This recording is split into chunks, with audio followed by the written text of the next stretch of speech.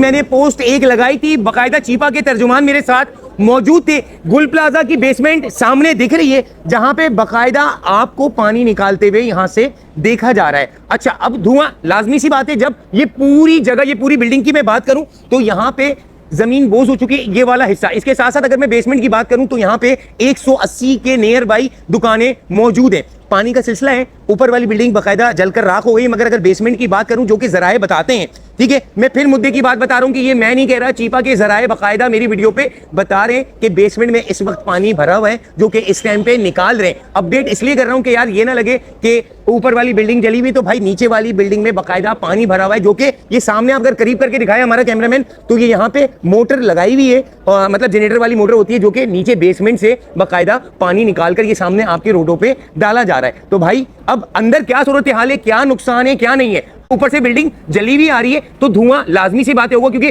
पूरी building heat पर है और गर्म हो रही है। मगर अगर अगर आग की सूरत हाल होती तो ये जितने भी बंदे सामने स्टार्ट कर रहे हैं पानी निकालने के लिए, वो इस वक्त यहाँ पे मौजूद नहीं होते। तो भाई अल्लाह करे, मेरी दुआ है कि भाई ये बेसमेंट महफूज हो, लोगों के जितने भी माल है, क्योंकि 180 के करीब यहाँ पे दुकानें, वो महफूज हो। और आप कराची वालों से भी यही इल्तिजा है कि भाई बाकायदा इन ताजिर बरादरी के लिए, जो कि दुकान यहाँ पे जिनका माल करोड़ों रुपए का, बल्कि इससे भी ज्यादा, जो कि रमजान की ईद की तैयारियां चल रही थी, वो महफूज रहे यार।